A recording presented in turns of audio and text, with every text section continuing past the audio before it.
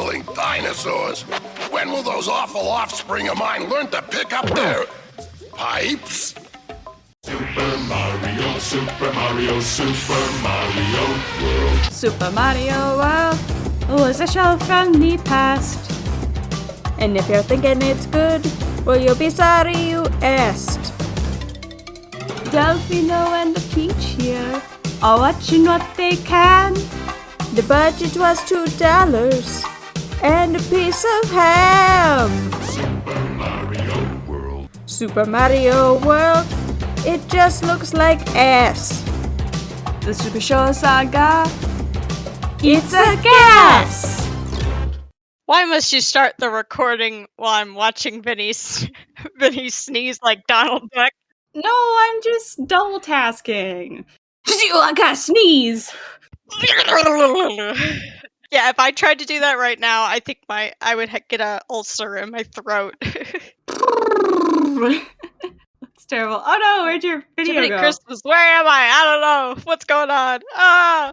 There was one where he was playing with Imakuni, and he started like coughing, and he's like, "Oh, muting, excuse me," and then he mutes his microphone, but because he and Imakuni are in the same room, you just hear a really distant. It's like that picked up on Imakuni's microphone. I'm quite sorry about that, but it was I don't know. He makes coughing and sneezing just funny. Hilarious. That's it. Did you also see the Joel video recently where he took a trip to America? Wow, really? To America. Yeah. America? And he it was kind of like a travel vlog where it's him getting on the plane, sitting in the plane for 11 plus hours, and he's like, I'm turning insane. And he's looking at the sign that says ASA, and it slowly turns into ass. It's like, my mind it's going a little crazy being stuck in this like closed space for such a time. And he went up to somebody on the street. He said, I figured I should ask a local, what's a glitzy? And then they all laughed at him, and they're like, what's a glitzy? And these people, they talked exactly like how a New Yorker should talk, and suddenly like three people were laughing about it, and they're talking. Look at this Joe Schmo asking what a glitzy is. I can't do it. New York. They answer him, and I think it's a hot dog. Maybe? I'm not sure. But then he asks, what's the best place to get a hot dog? And he causes an argument between these three guys. Oh my god. To decide where the best hot dog place is. And then he's like, I followed one of their instructions, and he got like the saddest looking hot dog. I'm talking like the cardboard's bent. The sausage is just like the hot dog itself is way more out of the bun than it needs to be, and the mustard's just there. He's like, it was delicious. So I go, okay, but also there's just really funny things like he was showing. There's so many signs in New York, and they showed a sign that's like, don't play in the trash. This is in a closed area with rats. Don't give food to the rats. Oh my goodness. All stuff, but he did meet up with the Vinmeister, who had him eat a cannoli. He's like, this is indeed a cannoli. He didn't say it was the best cannoli, just that it was a cannoli. And then he gave some cannoli eating tips. Like, always keep a napkin on hand when you eat the cannoli, because the cream's gonna go everywhere. But he had a cannoli, and then they hung out. They went out to eat somewhere else with Mike, Jabroni Mike, who's Vinny's friend and fellow drummer in his band, and they had some funny places. And then they went to a bar where the best-selling drink, I'm not making this up, it's called ass juice. Nice. It's like, it's the best drink. It's making me think of, there's a local place that I've bought candles and soaps from. You know what I'm talking about. And one of their, like, signature scents is called monkey farts. That's at least PG. And, like, it's not... Well, they also have a bunch of dirty-sounding candles that are hilarious. I can't remember any off the top of my head, but... Okay. The monkey farts is actually really nice spelling. It's just really funny to say. What does it smell like? What do you think a monkey fart would smell like? I guess is the question here. I guess like a human fart. I don't know. I would think it smelled like bananas. Monkeys. It smelled like Okay, you might have to bananas. cut this out of the podcast because it's a little gross, but Okay. I had one of those experiences where I was at a public restroom at work and the person next to me was just dying. I was just like, this is so awkward. I'm just here on my break trying to go to the bathroom, and this lady next to me just sounds like she's dying in there. And it smelled so bad that like I was having to plug my nose while in the bathroom. And I waited till she left before I left because I'm like, I don't even want to look at this person. We're just gonna let them go along with their day. They've already had it rough. Is it like that one Vine where the person's in the bathroom and the person in the stall next to them goes, "Oh no!" and there's like a big fart noise. Oh no! I was mostly thinking of the Tumblr post where one person was like, "Man, I'm just having the worst day. Like, I just learned this horrible news and I'm sobbing in the bathroom, and the person next to me just took this giant crap." And then it was followed by another post, which was, "Oh man, the person next to me sounds like they're having such a rough time, but like I just unloaded the biggest dump." And it's like, was it the same person? Because that's so funny.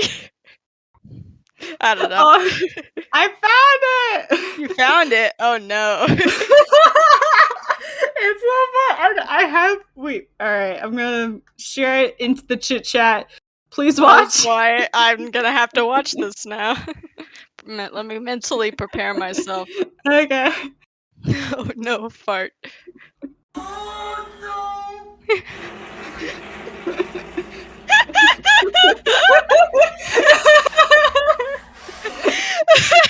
The absolute fear in his voice.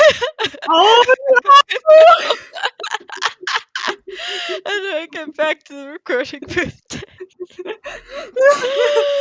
Oh, I think sharing those who are not aware, experiences with people is the funnest it was thing that recently could happen. my boyfriend's birthday the other day, and his parents got him a card where they were farting the 1912 overture. And I was listening to it, and I was just like, they did this in Captain Underpants, and like I played the song for him, and he's like, "This is the best thing. We've got to show your boss." Because the boss, is your boss really all Well, about whenever we show, he's got this running joke where we'll like play a fart sound effect, and he'll just go, "Ew." He always talks about how he's gonna plug his hole. Oh no! I'm just like, oh lordy. Is that what you say your running fart joke is? My running fart joke is if anything even sounds like a fart, I always blame it on another person in the room. Of course, that's just Something what you sounds do. like a fart room, and you go, "Peach, have a little decency. How could you?" All this stuff. Just the man I married. I don't know, man. Farts are farts. So in other non-farting news. Wait, okay. Now I'm curious about something. Has Oh, a boy. Mario World episode have farts ever come up? That was more of a 90s thing. That was like a late 90s thing. I'd The say grossed mid out to late. humor. Yeah, Mhm. Ren and Stimpy It was started the with true like Red pioneer. and Stimpy. And Yeah. Rugrats. Normalizing baby things. Well, you know. You know, as you do. Because, babies just poop and they like to Oh, poop. I guess we should start this episode now that we've severely grossed everyone out. Now that we've scared everyone out who might take this episode the wrong way, let's get into this. What may Insert honestly be fart sound effect in post. Hello and welcome to Delfino and Peach's Supershow Saga. I am Peach Supreme. And I'm Delfino Durians. Very irregular upload schedule because Yes, college sucks. it does, and suddenly everything is due. Lots of big projects. There's been a lot of Oi. things going on. My schedule's also been busy, just otherwise. I don't know, we can find time to record. It's just a problem of sitting down and editing the video together. Mhm. But the thing keeping me going is that there's this episode, Mama Luigi, and maybe and then our recap. overview, Mhm. recap, and then maybe a 15th episode, Maybe. like 15th day, the 15th day episode, maybe. And It then has been a while since we've recorded, though. Yeah, What's all happened since then? We got Mario Kart. yeah. I got to DLC buy came Mario out. Kart too because I gave up. I was sitting there going, I've already got the U version. I've already got the Wii U version. But here comes Tour, and it's like, ooh. What would you say your impressions on the 8 tracks? The music is absolutely spectacular. I feel like the Lucky Cat Cup got a lot more attention than the other cup. A lot of people have been hating on Toad Circuit. I'm like, it was alright. Toad Circuit? I'm Which just one? glad I can Oh, finally the 3DS play. version? It came Yeah. from a 3DS game. What are you expecting? GameCube graphics. Yeah, I think people are upset because the crowd of cheering people is a sprite. And I'm like, really? Really? That's We're going to what- complain about that? Alright. Then whatever. You complain when you see the pixels on People an just want to object. complain about everything. Whatever. I don't know. It's the thing I of just think it's life. fun to have more tracks. And I can finally play these tour tracks without spending an obscene amount of money or playing on my phone. And I which really like how I don't really like that. the tour tracks managed to do they managed to combine like the two of the best aspects that I love about looping tracks and Mhm. I don't know what they're called tracks, but runway tracks, I suppose, where each lap where it's like you're going down or up something and you never lap again. With tour tracks, you are going in a loop per se, but Mhm. each time they like make you take a different turn and see something different. Like in Paris Promenade, your last lap you go backwards down the track. It's crazy. And you start running into people that you've lapped and it's like, ah! It's fun to run into lapping people. I've been trying to practice without the auto drift on. You know what I'm talking about. The smart steering or Smart auto steering. accelerate? Smart steering. Okay. I don't know. I should probably play with auto acceleration, but I just like the feeling of pressing the A button. I use auto accelerate because I, for one, I'm gonna lose my it's thumb. awkward. I feel like it's awkward to move my thumb to position it on the A button. I realize what I should probably do is change my angle to be a little looser when Mhm. holding the Joy-Con. That way the thumb would want to rest on the A button and not the Y button. But it won't do that. Ooh, and here comes the train. I hit auto accelerate on the train. So it's coming down the tracks. But honestly, I'd say my favorite tracks are probably Ninja Hideaway because I love Absolutely. how you can do different. There's 2 different paths technically, where one is the ground floor and then the other is in the roof, and you can go around that. But it's a really tough course, especially near the end where you finally get off of the paneling roof, and it asks that you take a super big right turn afterwards, and I always fly off. It's just such a nice stage. Like, oh man. And then my other complaint is that Shy Guys will suddenly show up and just Well, that's ruin fun. everything. Suffering in Mario Kart's fun. Yeah, 1 mushroom. Yeah. They call him Vinny 3 shrooms. I call him that. He always gets 3 mushrooms, no more, no less. That's why he does. He makes Babagoo Spooty with them. Other than that, if you've been trying to keep up with my art stuff, I apologize because there's been no art stuff. What happened? Well, really I what say that happened like is I'm any better. I've been playing a lot of Pokemon Legends. That game is... It's gotten to the point where technically I've completed every entry in the Pokedex, but like I'm now at the point where I'm like, do I want to perfect the Pokedex? Because that will triple my runtime, which is already crazy. But it's just so much fun to like jump in and do the massive outbreaks and try to get a shiny. I feel like definitely from the gameplay that I've seen of Legends, it's a lot more It is so fluid. much fun. It's You more know, fluid I went back gameplay. to play Brilliant Diamond, and it's like I was enjoying it, but like I actually switched the battle system to set for the first time instead of Yes. Switch because that's just how it is in Arceus. And I was just like, you know, these battles are just really slow in comparison. You've done it, Peach. You've become a real gamer. Apparently. Well, so that's what Metadoc said. He's like, the first thing you should do when you play a Pokemon game is go from Switch to set. That makes it a real game. I mean, I It's was like, weak, let's all and I play the did game switch how it. we I did ever put want it to. back to Switch when I fought Cynthia, and she nearly creamed me. It was very evil. Absolutely. It's because they gave her held items. That's just mean. You can't give an NPC held items. That's illegal. That feels like whenever they heal themselves, you go, no, only I can heal myself. This That's isn't not fair. allowed. It's not fair. It's not fair. It's It's too much to also talk about Kirby in this opening because dang, there's been a lot of things Whatever. going on.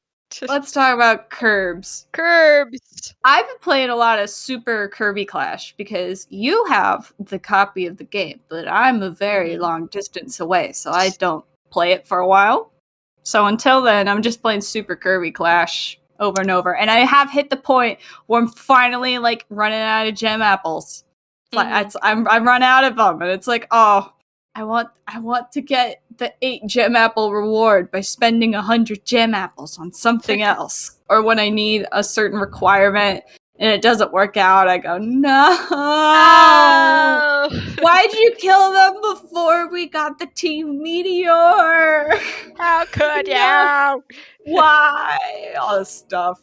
But I've noticed that Star Quest just breaking the good players. Everyone online is like rushing through the game in order to post like all their spoilers and whatnot. I've blocked the spoiler tag on Tumblr, and they keep going like, "Wow, I just got to the end and it's so great." And I'm like, "Can people just like sit down and enjoy this game, please?"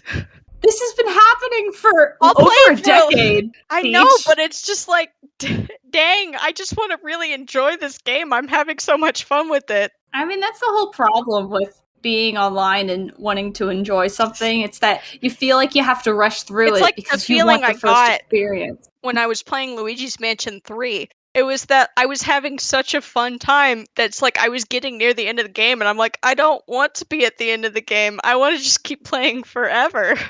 Could keep playing forever in Luigi's Mansion. The Scarescraper makes good So use currently of that. I've beaten the first boss and I'm in the second world and it's like fantastic. Does Kirby translate well into 3D? I will say the way they've done it, it's very good.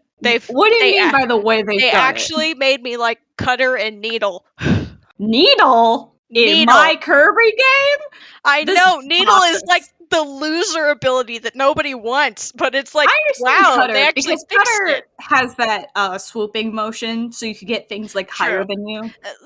They've made Cutter better over the years, and I really like the Chakram Cutter, and I would say they've differentiated it enough from Sword this time so that I actually enjoy it. So it's not just sharp object. I will say Needle is an ability that's needed to be in 3D for years because for the 3D space. It's just in the 2D medium, it's just so limited. And now it's like you just turn into Sonic the Hedgehog. Oh, do you do the needle roll? Yeah, and you do like spin dashes at everybody. I'm like, this is what we needed. We needed Needle to be like Sonic. So question, does the game have an auto-locking system, or does the camera take care of that for you? You can move the camera a little bit, but the camera mostly just does its own thing. Okay, is it a good camera, or is the camera ass? The camera is good. Okay, good. I'm thinking back to that like running show as video. free as like Mario Odyssey or Breath of the Wild or something, but like sure. It's really nice looking. The graphics are nice. Every time I save a Waddle Dee, I want to cry. I love you. Bandana D sits in the town and talks to me, and I'm like, I love you so much, Bandana D. See, I don't know how to feel about talking Kirby characters. Because on one hand, yeah, they say things, but also, I don't know how many words I want to come out of their mouth. The only ones that are really talking right now are Bandana D, who will just like explain stuff to you. Some of the shopkeep Waddle Dees will talk to you. The Yeah, other ones will just go wanya wanya. It's they'll cute. make And then Waddle Divas. our weird friend Elfine, is that her name? I don't know. Are they the The teal little one? floaty teal mouse thing. Okay. Yeah, I don't know. She seems a little extra right now. That's all I'll say about it. Because I haven't gotten too far. Not all cute Kirby things are evil. Well, I'm not saying she's evil. I'm just saying she doesn't seem very useful. It's like everything that she does could be done by Bandana D. I don't know. How would you rank? She'll partner randomly use- like explain stuff to you, like when you're walking around, and I'm like, okay, I guess you're here. That they do that because when I think of 3D Kirby, I think to Kirby 64 and how explainless that game is. It's very much you do what you want, and there's like no words besides the pause screen. Honestly, she doesn't really explain that much anyway. It'll just be like you're on the overworld, and she'll be like, "Oh, those trees look nice, Kirby," and I'll be like, "Thank you, useless character." Thank you. New partner? Maybe. Thank Well, you, new character for this game. Only Tim can tell if they will be Also, good. they've incorporated mouthful mode very well, where you'll get like multiple mouthful modes in a level. And it's not just like you get to the end of the level and this is your gimmick for beating the level. So which it's is even why more tile than Yeah. Robobot. Mhm. Because Robobot, as free as it was, it did have sections where it's like you have to be Robobot would on have like Robobot. Robobot specific levels, but that were just developed for the Robobot armor. And here it's like, well, if you want the secrets. So you rescue like a set number of Waddle Dees per area. Mhm. And so there's a bunch of like secret missions that you can do to rescue more Waddle Dees. Secret Waddle Dees! Like there's one that's like bloom 5 tulips in the level to get extra Waddle Dee. And I'm like, What this the is heck? this is like what they did in Dreamland 3, but good. Because they actually tell you what to do. Yes. And if you like beat the level but you don't uncover the secret mission, then it'll tell you what it is you need to do for a Oh, repeat so time. So it's like first- when I beat the first boss, like I didn't get all of the bonus Waddle Dees, and so then when I beat it, it was like, oh, beat the level in 2 minutes, and I'm like, oh, that's how I get it. Okay. Okay, so it doesn't tell you what to do beforehand, No. but it will tell You'll you what just to like do randomly find it. afterwards. Like I was just playing a level and I used the cone ability to jump into a water spout, and then it was like, oh, use the cone ability to jump into a water spout. That's a Waddle Dee. And it's like, oh, great. There was a secret Waddle Dee hiding in the cone, but he only could leave if you jumped into the water spout. It's adorable. I love Kirby's it. fun. Kirby's good. Kirby is a good boy. Also, speaking of good boys, or rather, not good boys. Not so good boys. We gotta get to this episode. That's true. There's so many games, so little time. So I feel like I have to start our, I want to say analysis of the episode. I want to start our discussion of the episode by saying that this episode mirrors a lot of things, but it does not walk the walk. It doesn't Absolutely even talk not. the talk. It thinks about the walk and the talk, and it shows interest in it, but it doesn't do either It one. says, nah. You know what? I'm not getting paid enough to care about what I'm writing, is what this says. They started making a moral, and then they said, you know what, screw mortals, this is a Mario episode. Who's watching Whatever. these things for educational value anyway? I suppose I should get out my notes and stop drawing. Yes, please. So, the episode today is called A Little Learning, and it was written by Martha Moran. Ah, Martha. Do we know Martha? Ah, shoot. We do, don't we? No, we do, but the recording bot disconnected. Martha Moran. Yeah. Do you know what episodes she worked on? Not off the top of my head. Why don't you tell us? You can't even name 3 of them? I don't know. They've written 2 this season already. Oh, brother. No. That I was don't Perry know. Martin. Darn it. Both their names end with M. No. Peach, you are not focused in the slightest. No, I'm not. Let me put this drawing back up again. What should Matthew Moran do? Martha Moran. I don't know. Who are we talking about? Peach, this is quite insulting. I don't know. Mama Luigi. No, that was Phil Harnage. Darn it, I don't know. Why don't you just tell me? Flatbush Koopa, Plumber's Academy, Never Koopa Ah, Koopa, right. Dadzilla, Tag Team Trouble, Cootie Pie Rocks, Life's Rough, Send the Clown, and The Night Before Cave Christmas. This is probably their worst episode then. You really? The worst? I don't know if I'd say the worst. You think Life's Rough is better than this? Or True. Never Koopa Koopa is better than this? I think they wrote the previous 2 Mario World episodes with their right and left hands, and they wrote this one with their foot. They had to work overtime. We had to write These 3 2 feet. episodes at once, and this is the one that Wrote it kind of with lacked. 2 feet because it's about twins. So they had to do 2. I should also probably preface this by saying that this episode is one that I used to have a favorite YouTube poop for. Can't find it anymore, unfortunately. But like every time I watch it, I just think of the YouTube poop. The jokes that come from the YouTube poop. It was so lowbrow comedy, but I love it so It much. wasn't the worst YouTube poop Hip, lowbrow comedy. Hop, hip, hop, hip, hop. Where are you? I mean, I would like it when a YouTube poop just scrambles the episode itself and it doesn't like drag in exterior sources, because that can be annoying. Well, there were a few exterior jokes, but they were meant to supplement the source material more so than just like, oh, we're joking about this other thing now. We're just taking a big old detour. All right, so the Jumping episode right in. needs to start. Pew, pew. The bell is ringing because we're. This is the loudest bell. Peach, are you focused? Who? You. Who, me? Or Toadstool? No. But my ears are ringing because Toadstool's bell is too loud. Like you could hear it across the entire village. I mean, it's the school bell. You just Ding, gotta. ding.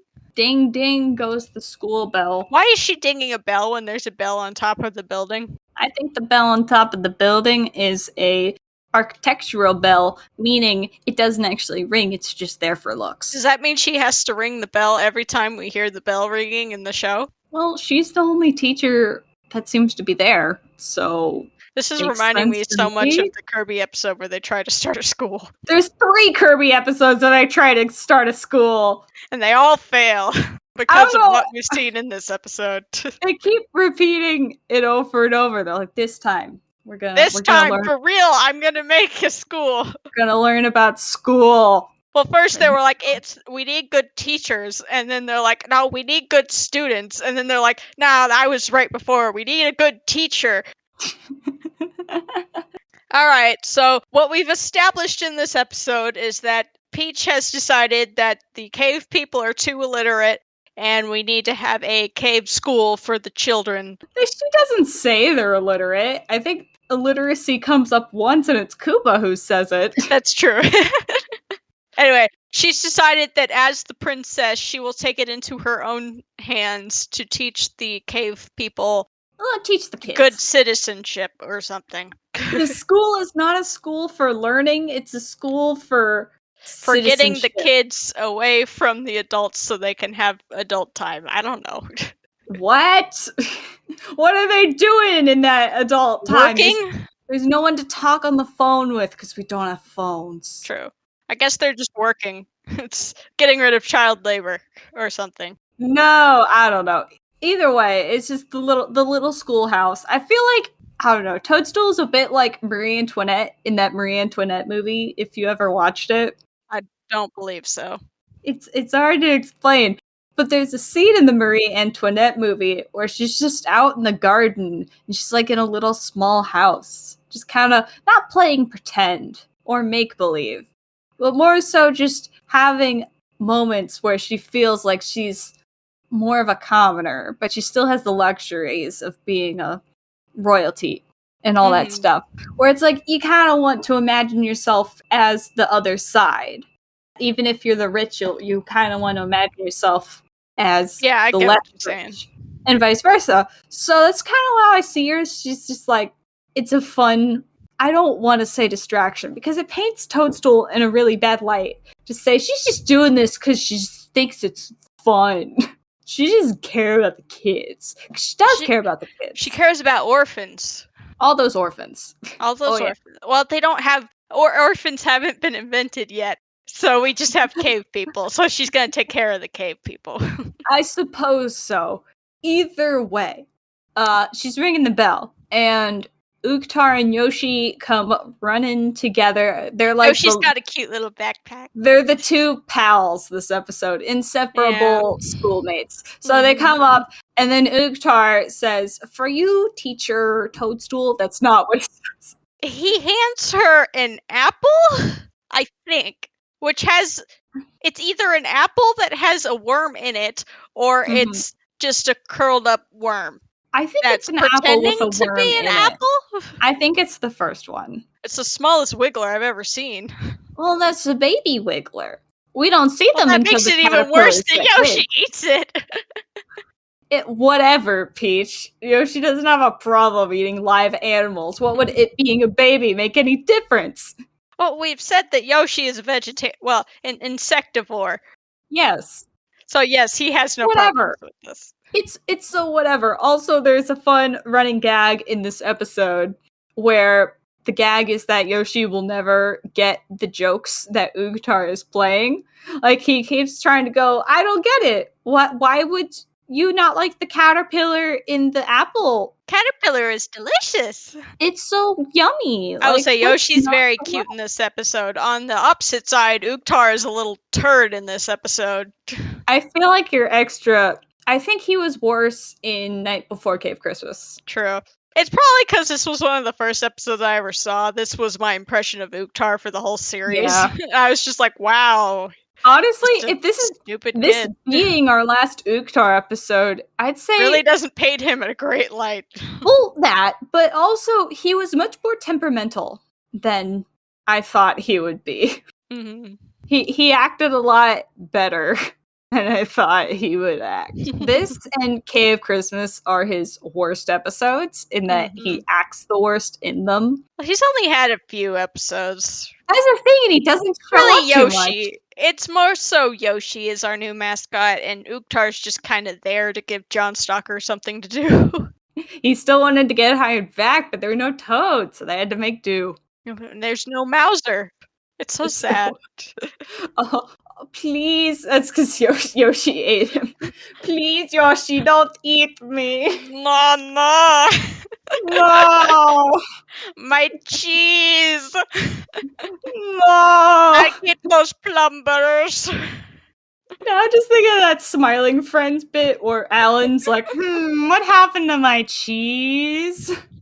I'll find out who took my cheese. And then the situation escalates, and it's like these weird little gremlin things have him hung up on a cross, and he goes, I just wanted my cheese. Anywho, so jumping into the plot of this episode.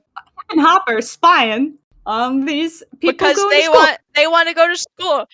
I feel like what it is that they saw Uktar playing a prank on the teacher, and they're like, oh, we can play pranks at school. That sounds like fun. Like, let's go to school. We want to see what it's about. That's exactly what it probably was. But out of context... out of context, it just looks like they're interested in school. Yeah, and they want to learn. I want to go to school. I want to go to tactical college and learn how to maintain servers. Let me learn how to read. Send me to school. Stop keeping me from school. I want to learn. I want to be like you. That's a great Method Damn animated from Louis Zahn. I've been thinking about it. I've been thinking I want a begging strip. Stop buying me the wet food. I know it's a pain to open the can, but it's better than that dry stuff. You'll never make my poop smell better, Debbie. It's never gonna happen. Give me better poop sand, Debbie. Oh my god, I love that one so much. Anyhow, before they can go to school, they are intercepted by their father, who puts his foot down. Oh yeah. So this is actually I don't know. I'm looking for. I should have prepared better words for this. It's kind of it's not a woke moment. It's more of a thoughtful. Sure. It's a thing that makes you think, which is that Koopa doesn't want his kids going to be smarter school. than him. He wants his kids growing up exactly like he did. Mm-hmm.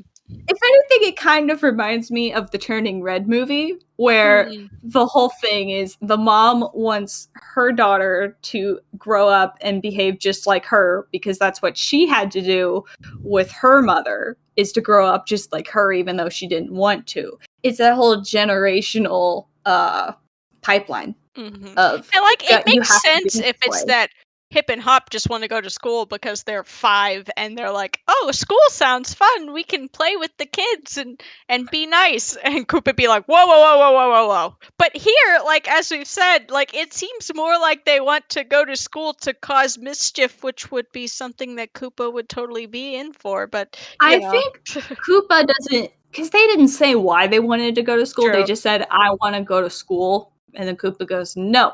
That would mean you would get educated. He goes, no!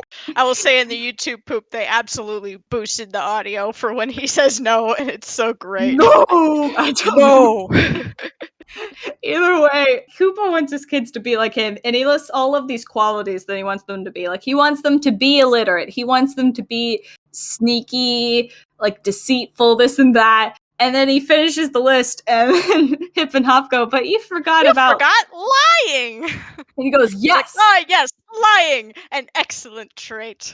So he goes, now then, kids, can you promise me no school? And they go, of course, King Dad. And of course they cross their fingers behind their backs. Bowser is such a dad in this episode. Because he says, as he said, lying is an admirable trait. And they're just following right in his footsteps.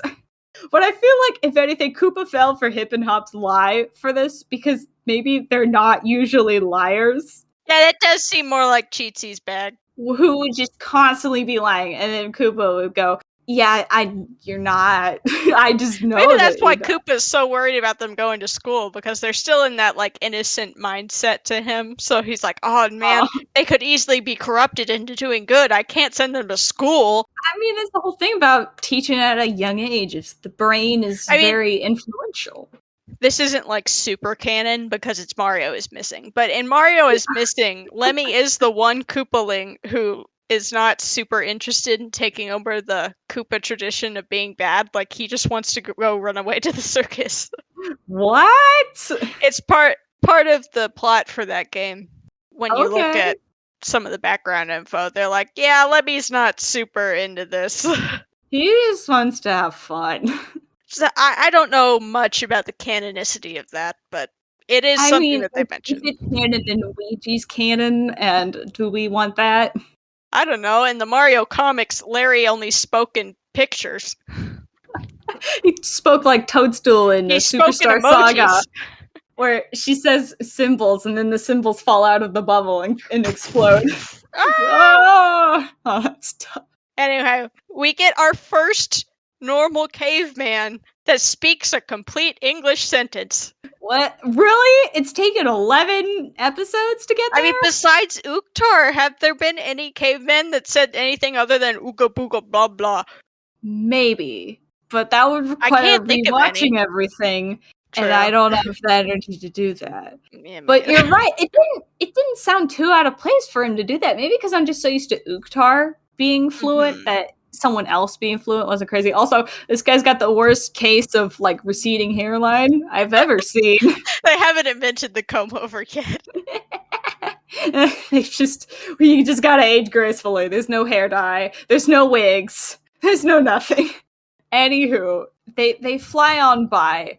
And maybe it's because I'm currently, like, out of the primary state of schooling, but they start the day with a flag pledge, and it's like, This is I the guess- most awkward part of the episode for me. Just like sitting there watching people say a pledge is just so Very weird. bored. It's very boring and It's a awkward. very American thing to do, but Mhm. I don't really see that in TV shows much. Like usually they'll sign the start of school with a bell ring, and then the teacher goes, "All right, class," and then we skip over that stuff. Maybe that's more of a Japanese thing to have it start like that. What for the So bell like ring and when go? we watch animes, it just like jumps straight into class. Meanwhile, in like Well, an American no, 'cause setting, in animes, they have to do the stand. The student representative orders everyone to That's stand, true. and then they bow, and then they sit down. That is like their flag pledge. hmm For Nice and it's short. the equivalent. But everyone just boredly says the stuff. It's how when we were in school, we had to say like 3 pledges. Oh my god. And it was just like, I blah, blah, blah, blah, blah. Fun fact: when I was in grade school, I was in charge of doing the morning pledges. Oh, to say them over the intercom? hmm So Well, I that's had to go to exciting. school early every morning to do it. That's fine. I mean, you get to school on time. I don't know, it feels good. It feels good. It is good to Feels be good. attentive. So Feels good, man. So it's that they're saying their weird caveman pledge, and then Hip and Which, Hop by jump the way- in with their own pledge.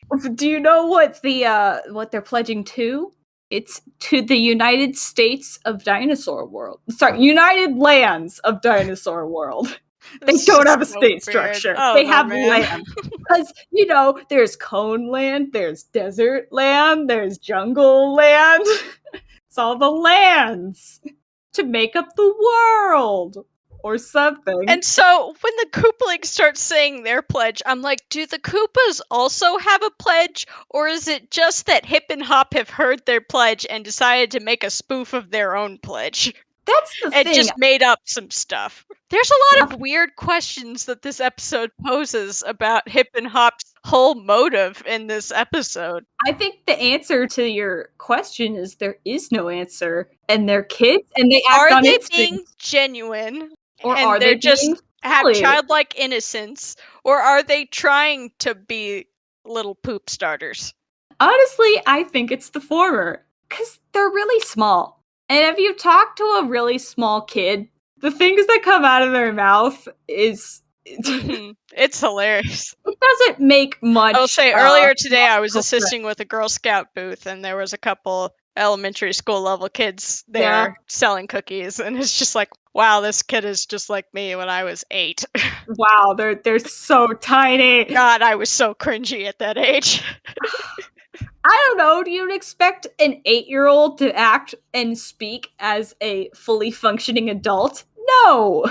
Yeah, that's something I've always heard. It's like, don't be so hard on your younger self, because it's like, hey, You literally did not know better. That's the whole thing with the Absolutely. Turning Red movies. People are like, oh, it's so cringe what she does. And it's like, well, where were you at 13? Huh? What were you doing? Anyway, skipping from one awkward subject to the next, there's a riot on the steps. Okay, so when this mob comes to town, do you know what I immediately thought of? Oh, were you thinking about the one time where... Oh, I can't think of the name of it now. The Little Rock Nine? Yeah, Little Rock 9. That is exactly what I was thinking of. And that wasn't just a one-time occurrence. That was a whole ordeal. Yes! Like, that was exactly what I was thinking of, and I was just like, oh my god. This is kind of awkward now. Are we getting into... Oh, no. Oh, God. It's like that one part of the Yick review with Running Oh, Tide. no!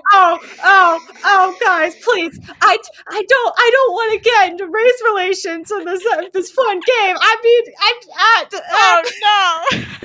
They're just stumbling over words in a very obvious fashion, going, It really does feel like that. It's like they start doing it, and you just like your shoulders tense up, and you're like, "Please no, let this not be an episode about this, please, no, This is not my True Mario Colors. episode." Because we tried it before, and look how Ooh. that went in True Colors. Ooh. We dodged the bullet. But if anything, I do feel like this episode still comes closer in how the public reacts to it, which is they're a Koopa and they don't belong here. It's like, it does mirror. There are a lot of very charged words in this episode. It's like, oh gosh. Ooh. Maybe it was on the brains, because I heard in the very early 90s was when the Little Rock people had grown up and they're like, we're writing books about our experiences now. Even though we're like 40, I don't know, now's the time to bank it on it for I will whatever. say, if that is what Martha Moran was intending, this was not the best way to go about it.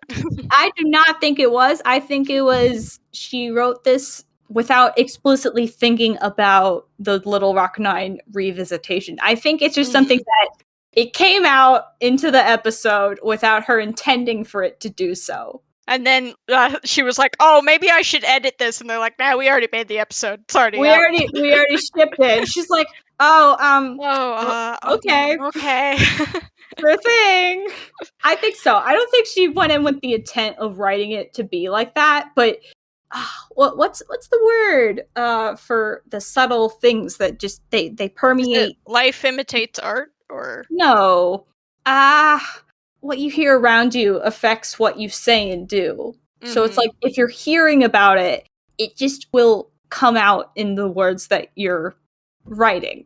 This is there's probably a much more eloquent way to phrase this, but I understand what you're talking about, though. do you understand what I mean? It's like, if you hear about, I don't know, violence enough in your day-to-day life, that maybe the things you write about will be about violence. Maybe not what you think about it, but it will be in the material. Anyways, where were we? So basically, Peach and Mario are like, I know they're Koopas, and Koopas suck. Yeah. But, like, they're like 5, Maybe we should really just give tiny. them one chance to, like, improve themselves. Maybe one chance. Okay. I like his line read. It's just like, maybe one chance. just the one. By And one. like, that's great. One, you may smack it once. The way that Toadstool phrases it is made into good citizens. I don't know. It just feels a little strange to me. Like, okay. It's like, we can rebuild them. We have the technology. It's like, are you seeing them as equals, or are you seeing them as your new Goomba labor force? Not a labor force, but as less than. Are they less than you, and they need your help to this be episode good is so people? secretly dark. It really is. But it doesn't say good. It just says stuff. So Uktar is continuing on his path to being a little turd in this episode. Oh yeah, he's burning that bridge immediately. He is sabotaging Hip and Hop's goodwill immediately. So he goes up to them and he's like, hey, it's strange that you're here, but whatever, cool, dude, it's all cool. Hey, you know what Toadstool's gonna love that you do is if you eat this gum. You gotta eat it. You gotta eat the gum and blow a giant bubble, and she'll be loves- like so proud. She loves big bubbles. And then Yoshi says, but hang on, Uktar, isn't that stuff? And then Yoshi just gets pushed back into his face. I'm like, poor Yoshi. Uktar goes, no, it's really good. Yoshi in this episode. He's very much a butt. He's like a secondhand punishment is given to Yoshi. Poor Yoshi. He's just the worst. Also, their faces when they're chewing the gum is really funny because it's really big bubbles. It's like they're eating big apricots. Just well, like they explain it like it's a fruit from like a bubble yum tree or something like that. And I'm like, okay, I'll admit that's kind of cute to do in Cave World, to be like, oh, this is like a fruit that acts like bubble gum or something like that. It's possible. Taffy kind of exists in the plant form. Anyways, Toadstool gets done telling the cave people, we're gonna give them a chance. Like, we just have to, like, look, they're little clean slates, He's like, I'm sure it'll be fine. Opens the door, bubblegum explodes. The bubblegum explodes. It's like, and I do love there how we go. They struggle with the bubblegum, and then Toadstool goes, just, like, and this is wrapped why around I don't like bubblegum in the classroom. Which I feel like the problem with bubblegum isn't it getting stuck on you, but in your hair. It's okay. It is in the hair. You'd say that's the number one. It's when you get it caught. That's why you're not supposed to chew gum in your sleep. Well, It's- not in your sleep, but like I before you thought go to bed. I thought it was because if you Because A, you can swallow it and choke, and B, it can fall die. out of your mouth while you're asleep, and you can roll in it, and like it'll get stuck in your hair. Well, yeah. But I think when I think gum is an annoyance, I think of when people stick it like underneath of stuff or on Stick the it under floor. stuff, or like chewing obnoxiously during class.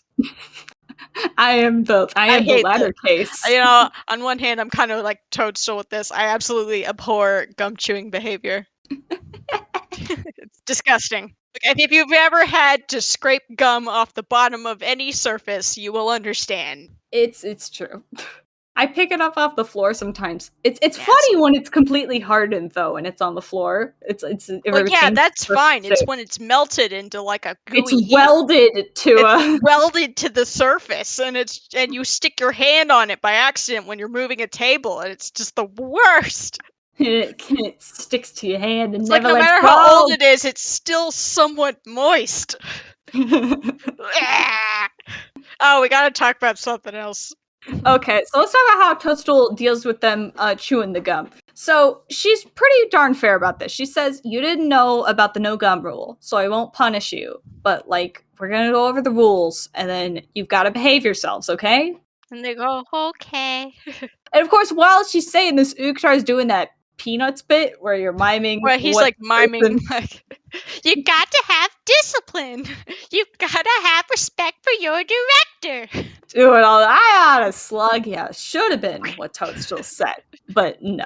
Unfortunately, she doesn't see it. So Ukhtar gets away with this because I don't know. It was all He's an a little inside scheme. Poop. And he's a poop face. So this whole thing, and then So then Toadstool immediately turns around and is like, all right, bud, now you have to take care of the Koopalings. that's one of my favorite things in media, where something's an accidental coincidence, where they meet each other and they don't really have anything connecting them together, and then the teacher goes, "All right, person, you have to help them now." And they're like, "Why me?" They're like, No way, cave babe. "Hey, babe, Ukhtar, I Cave think, babe. is the one who needs to be made into the good citizen here, Absolutely. not Hip and Hop." You Hip did and not Hop. call Princess Toadstool cave babe. Well, she puts him in his place and says, "Well, you gotta either help him out, or you gotta clean the woolly mammoth stables." Honestly, he should clean the stables just for calling her cave babe. Sadly, no. Like, you gotta pinch that behavior in the butt. Do. Anyway, it's already time for recess, even though we just walked into the classroom. Maybe the mob talk took a long time. I don't know. I guess so. Did everybody just sit awkwardly in their Maybe seats all they day? were returning from lunch, and then they sit in the class. I don't know how it goes, man. I guess so. Whatever. Whatever. It's time for revenge.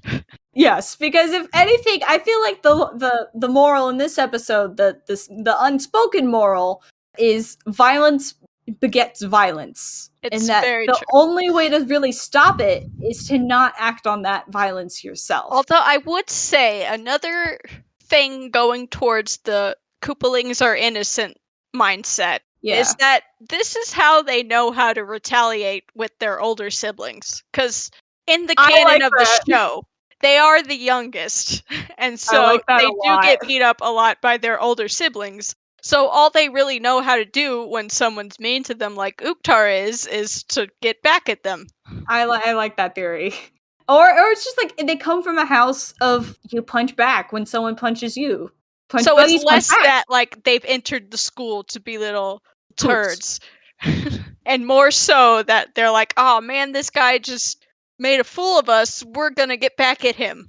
With fire. It's what you do. It's what Koopas we're gonna fight fire with fire. And by fire, I mean Perry the Platypus. And by fire, I also mean Perry the Platypus. This occurred to me while I was on fire. It's great. That is one of my favorite lines. Anywho, I also like how Hip and Hop here know how to distract the adult. Although that's the other thing, is that they feel a bit manipulative because they know to get the adult away from the scene so they can act how they want. But that could also be like Koopa's around, and so Koopa's like, kids, you gotta stop fighting. So they're like, all right, we gotta get Koopa out so we can beat them up. Ask them to stop fighting, though? Or would Well, I if he feel had like a he'd headache be- or something. I, You feel like he'd be Grunkle Stan. Fight, fight, fight! I was thinking like Dr. Wily, where he just wants everyone to fight. Fight, fight, fight. Baby fights. He could also be Grunkle Stan, where he'd go, oh man, I didn't get that on camera. Like I needed to get that on camera. What the heck? And it's less about them fighting and more how he can profit from them fighting. But I don't think that's what Koopa's about. I feel like Koopa, he'd see his kids fighting and he'd be like, yeah, you tell him who's boss. Yeah, beat up the children. Beat 'em up! Violence. Survival of the fittest. I don't know. Is that something that current day Bowser would do? Is that if the Koopalings were fighting, he'd go, yeah! Or do you think he'd go, stop fighting? I'd say as long as it's like sibling banter, he would be into it. But like if it got serious, I think If he'd it got step to in. dirty fighting. Or like if he could tell that someone was actually upset, he would step in. I feel like he would only step in if it got physical, because it'd be Or like, you're he would wasting step in if he resources. had a headache and he's like, just shut up already! Everybody just shut up! Fight Everybody me! shut up, I got a headache. It's like that one Sonic Adventure redub. Shut up! Shut up! Shut up! Nobody was talking. It's like when there's fighting, like Koopa always wins the fight. That's just what everybody knows. If Koopa's If involved, Koopa enters lose. the fight is over. I suppose, but Hip and Hop, they just feel especially young to know if an adult is watching, we can't fight. Well, they I know don't- that Peach is a goody-goody, and they've already been yelled at by Peach, so they're like, we don't want to get yelled at again, but we also need to take our revenge. It wasn't yelling, it was more so a chastisement. Well, it was a scolding. It was a scolding, that's a better word for it. So, And they're not used to being scolded, I guess. yeah, so they get Peach out of the room, out of the area, by popping the ball that they're throwing back and forth, and she goes, "I'll go get another one." Which this is not true. If you were in grade school, you know what would happen is they go, "Oh no, it's broken," and then the teacher would ask two kids to go get a replacement. Nah, the teacher would just let it be broken and be like, "Well, I guess you've ruined your playtime. Go draw. Oh well, Go draw with sticks in the mud or something." I guess we'll bring another ball tomorrow. Yeah, that's what they do. This is true. Seriously though, if you're a teacher, never leave your kids unattended. That's how things like this happen. Like fireballs. Fireballs, yum! I forgot that line was in this episode because when I think of the joke of Yoshi saying balls, I think Yum of balls, fire! I think of Mama Luigi. Yoshi no like meatballs. And he really stresses that balls. But no, it's that Hip and Hop have an impressive amount of artillery in their little Oh, yeah. backpacks. You know what? Maybe they've got like a fire flower, and it's just Maybe. spitting out more fires. Either way, Like, the amount of fireballs they're shooting is like comparative to Fire Mario. Like if he had the power up and was just going Yeah. pew pew pew pew pew. so they're playing a real game for men, catch, but with fireballs. The floor is literally lava. It truly is. Like the don't touch the balls because the balls will burn you. Also, the balls will burn you because they're fireballs, and they just start throwing them. I think it's specifically at Uktar. It's not even like let's play. Like some but of let's the play other with kids fire. like, get caught in a little bit of the crossfire, but they are specifically aiming for Uktar. Oh yeah, Yoshi. I don't even think is an aiming target here. It is Uktar who is. Really, Yoshi is just jumping in the way because he likes to eat fireballs. Well, he was eating the ones that were getting into Uktar's way, but eventually there's a lot of fireballs. There's too many fireballs. 4 hands throwing fireballs is too much for one Yoshi to handle. So they do like a Rube Goldberg trip Well, through they're the just tripping around, and I do through love the course. the detail where they get swung on the swing, like they run into the swing, and then that throws them behind. And I like the little They detail. land on the seesaw. They land on a seesaw. They get stuck in the jungle gym. But there's a detail that I was very impressed about because this show is like no budget and no cares. Is that when the swing does a full revolution, the swing goes a little higher than it originally was because the string has been wrapped around the top and it's a little higher than it really was. It's like, wow. You know, that is smart. I wonder if they did that on purpose. That Or if feels they like just messed it up by accident. No, it was very much an on purpose. I measured the lengths, and they made sure to remember that the string would go around it. So Uktar gets caught in the jungle gym. And then the Koopalings go straight from revenge to murder. Because they're just gonna kill them. They're like, yeah, zeroing in on target. I'm thinking back to that Amber Ruffin drunk history. We don't like you. We are going to kill you and hang you from a tree. And she goes, this is not funny. But she's still laughing at and hang them from a tree. Luckily, the Koopaling murder is derailed by Yoshi, who just eats their backpacks. Yeah, and then it just breaks out into a fight at this point. Well, they do that fun thing where they do the cloud fist fight, where it's like you'll see people like jump up, like Lemmy jumps up with like a peace sign, and Yoshi jumps up to like be like, "Oh, a berry, I'm gonna eat." Yoshi makes time for snacks while he's very fighting. Nice. So then Toadstool comes back with the ball, and she sees just a big fight. So she tells them to stop. Everybody stands in the line, and she immediately zeroes onto Uktar and goes, "Uktar, this is your fault." And I was just like, yes! This is a win in my book. Was it a win in the moment? Maybe not. But I don't know. This is a win in our books. She's like, Uktar, these are young, impressionable children. You have to be good to them. That's true! I love how it's not even Uktar and Yoshi that get blamed. It's just Uktar. Well, that's because Uktar was the one who was asked to, like, guide them. And he's guided them into violence. Therefore, this is his fault.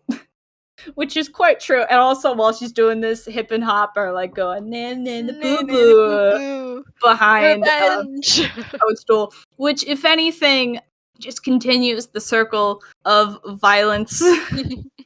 Violence gets more violence. I wrote this line down. It's that this would be more like the Little Rock Nine, this episode would be, if Hip and Hop acted as, quote, the blacketiest blacks that ever black. Quote from Amber Ruffin of the Drunk History episode talking about the Little Rock Nine, in that they would just be stone cold, just handle it. But the thing here is that the Little Rock Nine were high schoolers and they were not preschoolers. So to preschoolers, violence begets violence. Absolutely. But everybody gets a head pat. Yeah, you gotta be good friends. Gotta be good friends. And they give like squeaky little nods, like, yep, we're all friends. And then as soon as she turns around, they're all like, bah! I hate you. It's like Gravity Falls again, where Dipper and Robbie become silent foes. Or is that what Mabel says? You should just do what girls do. We're good friends. Just do what hate girls each other silently. Yeah. It's so true. The best solution, hate each other silently. We're friends. Like, I've been reading all of these manhwas, and it's just like the ladies' circle of society is just like the gossip circle. Words are knives.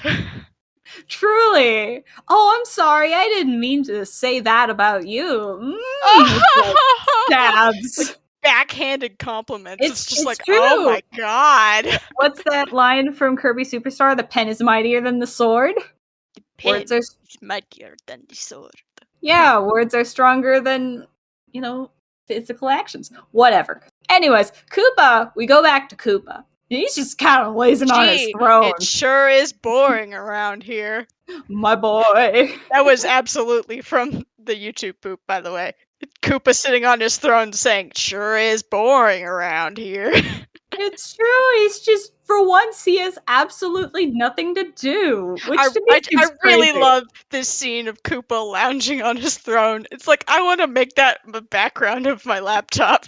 It's a great image. Just Koopa sitting on his throne like, man, it's really quiet in here. What are Hip and Hop doing? Like, are they that loud usually? Let's think about him. And when they're not here, he's like, what is going on? When they're asleep. It's a quiet time. But for once, Koopa isn't relishing in that quiet time. taking those sweet naps like he usually does. Maybe he just took like 2 naps in a row and he's like, wait, something's wrong. I never get to take 2 naps in a row. It's called a full sleep, Your Highness. What? A full sleep? What? Something's wrong. So he decides to take himself a Koopa to Constitutional. Yeah, he's just gonna check out what's going on. He's like, So we I'm kinda gonna go back. check on my kids like a responsible father. So we go back to the school, and we have now gone from recess to preparing for a science fair. Science fair. This early feels crazy. I don't know, what else are they gonna do? So Uktar has like a me-level science fair idea, which is that he will crossbreed an eggplant with a rutabaga to get an eggabaga. Oh yeah, egg bega. Eggabaga. Because he does not understand how to cross-pollinate veggies, which is that This you is have to absolutely what children come up with for science fairs. It kind of reminds me of Dive Olympic Kid, where the main guy, I forgot his name. I know the older brother's Roderick, but I don't remember. Is it Greg? It's the narrator of those books. At the end of the book where he's been fighting with his brother, it's like we come together to help do something lazy. So it's that he put off his science fair project for so long, and the amazing science fair project that they came up by the end of the book is to sneezing on plants get them sick. And the answer is no. Or no, it's could you get plants to sneeze? Because it's like they put pepper on the plant. They put feathers in front of the plant. Conclusion, No. plants do not sneeze. This is a fact. It just reminds me of when I was in grade school and like everybody was doing like all these super fancy so things. advanced. Studying cancer cells or whatever, and I was just like, I'll do something with moldy cheese. I mean, 8th grade's really the count. I liked what I did in my 8th grade one, which was And I mean, bacterium like one. later on when I was in college and I was doing like college level chemistry things, I was like, man, that cheese experiment would have been so much better like if I'd worn gloves and like done proper PPE safety procedures, because like most of it was probably because I contaminated it with my fingers. Oh well. Data cannot be thoroughly tested. It was a great experiment. Moldy cheese. I kind of remember it, wasn't it? Like different temperatures caused different. Yeah, different molding rates? temperatures, different like how soft or hard the cheese was. Would that change how fast it molded? Mm-hmm. Different oxygen content levels. Oh, that's an interesting one. Would no oxygen? That was the one that let me to be allowed to do that as my project. What, the oxygen levels? Yeah. Okay. The other stuff was My teacher was like, I don't know about this. So I was like, but what if I like did something with the oxygen levels? He's like, all right. fine. And you know what? That was the best science fair I ever had. I just had fun with it. And I was just like, this is just something I liked. I'm not going to win any awards or whatever, but I got a good grade. Did you go to regionals for that? No. Oh. Of course not. I don't know. It's pretty easy to get. I just put some cheese in my fridge. At least in our area. True. Perfect. I made the fridge smell. I don't remember Anyway, that. Hip and Hop come up with the best project, which is if you mix Uktar with broccoli, you get Oogly. I'm gonna call him Oogly for the rest of this episode now. I think it's a perfect nickname. He is very oogly. I thought back to the YouTube poop of how you cross Uktar with broccoli and get broccoli. And he looks so upset about it. So then Uktar like goes to beat them up, but then Toadstool's like, you don't touch the children. Friends. And then Toadstool's kind of picking sides, but it's a valiant effort, and I'm here for it. Like what she's doing. I do feel like if Hip and Hop had done something, she would have jumped in and been like, ah. Oh, to them. And they would have been like, oh, we are innocent little angels. blink, blink, blink, blink, blink, blink, blink, blink, blink, blink. Anyways, so the cycle of violence continues because Uktar orders Yoshi to break Hop and steal the ladder from underneath of him as he's standing on top of it. It's so mean. This is past the point of like petty I could see crime. like if Uktar like punched the back of his neck and did the reflex of Yoshi going blah. Aw, that'd be. But this is like he's getting Yoshi into it. And it's like no, Yoshi. And also like stealing the chair out of somebody. It's like, that's harsh. Yikes! Don't cause people Maybe to they're fall. just jealous because they know that Phineas and Ferb logic, baking soda volcanoes always win first place at science fairs. That's not true, by the way. Not true. Maybe in a public school science fair, that is true, where it's the chemical reaction bit. Where everybody just does the baking soda volcano. It's just Everyone like, really? knows about baking soda volcanoes. My question is there another type of volcano? Or My question is, how many days is this episode going on for? I don't know. I feel like it's an undisclosed amount of time, but it's Because they make probably it sound one day. like it was just like a day, but Yeah. with the amount of work they're doing, Well, maybe all day it is seems spent. to be a few days. I think it's one day. I don't see why Peach is so harsh that she demands that they come up with a science fair project in one day to present the next day. I don't know either. I don't know. And like when Peach is talking to the Marios about it, she's like, "Oh, they've made such progress," and it's just like, "Has it been a day? Has it been a week?" Progress sounds like a week to me. But then has Coop? Well, I guess we'll talk about this in a minute. I feel like if anything, the scene of Koopa being lazy on the throne came too early. If it came later, then we wouldn't be. Because here it makes it sound like Koopa has been looking for Hip and Hop for like a week. Maybe he got really lost in the castle. Maybe time passes differently in Maybe the he Koopa checked castle. like every tiny nook in the castle, and it took like a week. I'd willing to believe that. Like he had to go to Cootie Pie's place, her ice castle. Hey, Are Hip and Hop here? No. Okay, I gotta go back. wait, Daddy! Wait! Wait, Dad, I need you to buy me some new shoes. Get on Hey, yourself. Big Mouth, have you seen Hip and Hop? Oh, let me tell you a story about Hip and Hop, and that takes like 3 days. To get around that. And we asked Kookie, but Kookie wasn't listening. He was just in his lab eating all those carrots to get smart, to grow his brain. No, it's his eyesight, to help his Oh. eyesight. Really? I thought blueberries were eyesight. No, carrots are eyesight. Are both blueberries and carrots beneficial to eyesight? Probably. Okay. And then asked Bully, I don't know what you're talking about, Green Daddy. Who we talking about? Oh, the little punch bags. Oh, the punch bag. Nah, I ain't seen him. Also, maybe the reason it took so long is because Koopa was trying to find Cheatsy, but Cheatsy was one step ahead of Koopa, and that he was always trailing behind Koopa to eavesdrop on what he was doing. Oh my god. I've got to This see is what great. Dad's doing. And he follows him for forever.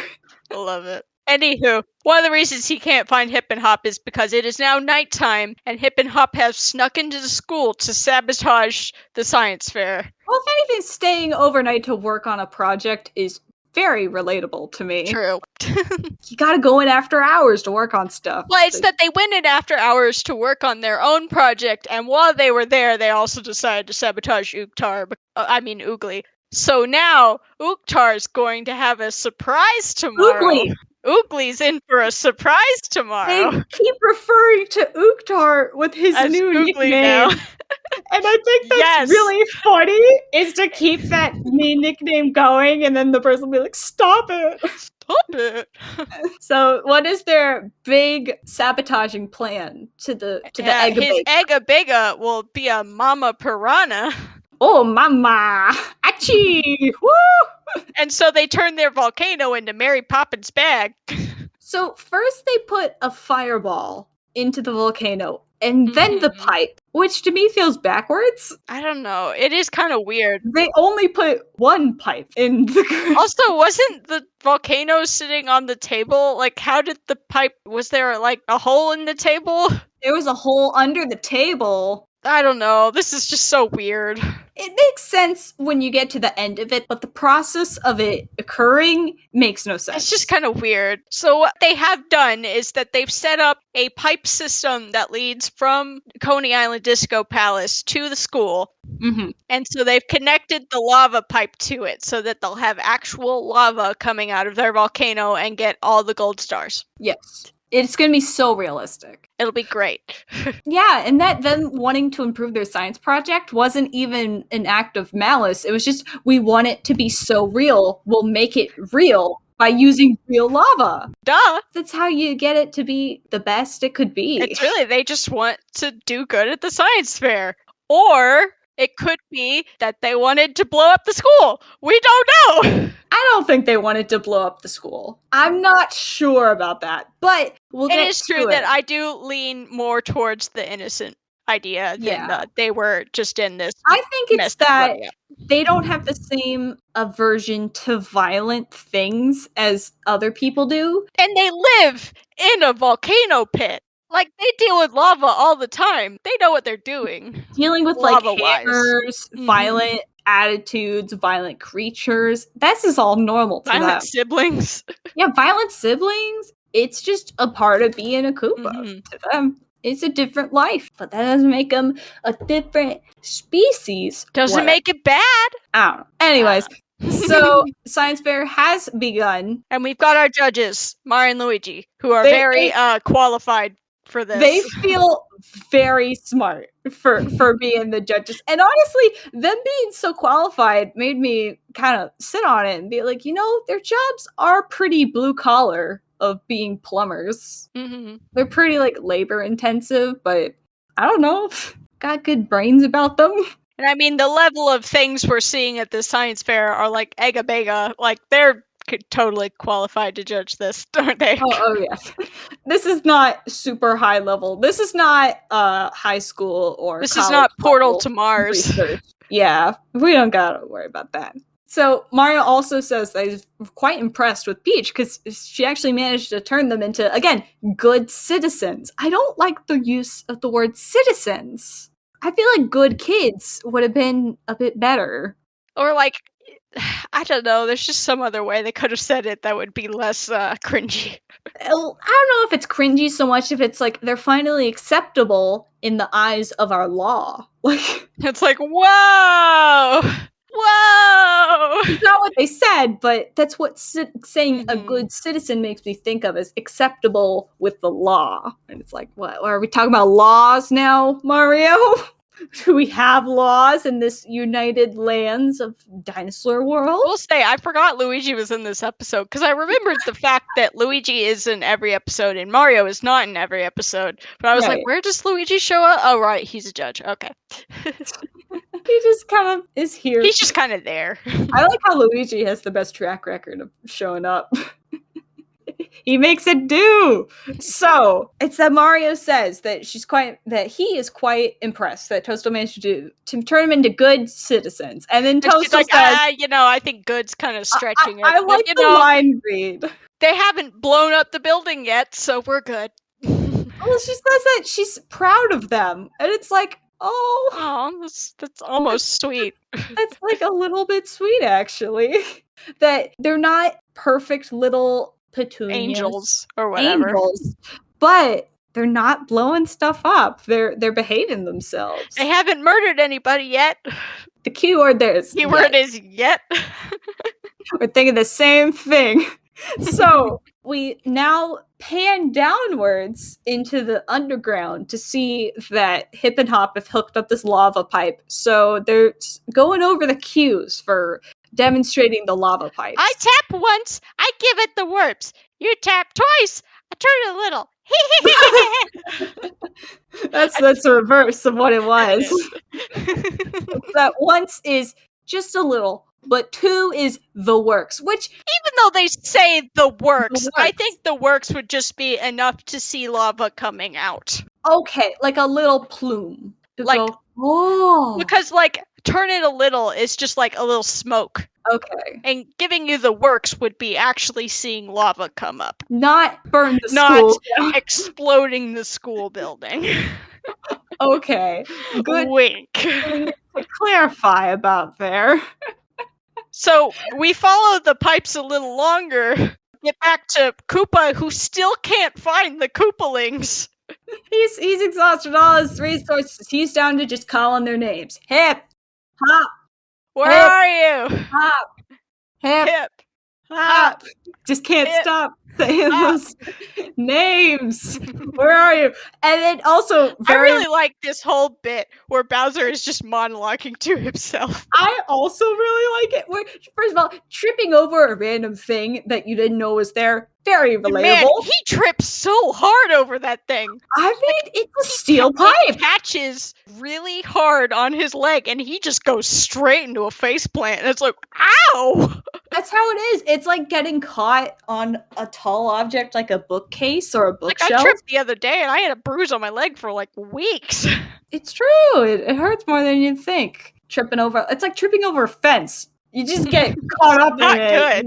Not good. So then, dawdling dinosaurs, Peach, Martha is bringing us those alliterative insults right back to us. Because what are those awful offspring, which that's not alliterative, but it sounds alliterative. It still rhymes. Awful offspring and blind learn to pick up their pipes? Which the line read of that reminded me of Kitty Love, where when they're reading terrible lines, and it's like pour a kiss. That one. What? Huh? Kiss? Huh? Cat? Huh? I looked up at my paw and I saw 2 cat feet. I had 18 feet. God, I love that bit. Honestly, that whole playthrough. Aren't you a little late? No, aren't you? Oh, aren't you a little late? Sorry, I corrected the text on my own. It's true. Are you going to let me wipe? He cleaned me. I think what makes it better is all of Aaron's voice cracks while doing the girl voice. It's the one time where the girl voice cleaned me. Perfect. Buttering the weekdays. Oh my god. I'm just gonna have to I just love how Koopas just keeps talking to himself. He's like, where does this pipe go? I wonder. Let me check. It's what I do. It's so great. It's narrating out your what thoughts. to do when you're by yourself. You narrate your thoughts. So he follows the pipes and goes, I'm pretty sure this has something to do with those 2 kids. Let's follow the pipes. Which is a good plan. He's like, I knew it. He follows the pipes. He follows them to another pipe. And so Koopa sucks in that, like, girth of his, and he actually goes down the pipe with pipes going through it. That feels like a tight squeeze to me. So yeah, he pops out and goes, I knew it. They went to school. This jerks. Those absolute anger. I just think it's so funny. It's like the opposite of, like, what any parent would want. It's like someone I know was telling me a story, very, very bad story, about how, like, when he got to middle school, he realized, like, oh, I can just leave. And so he would leave school and go to the library and play, what was, like, Trickster Online or something like that? I don't know.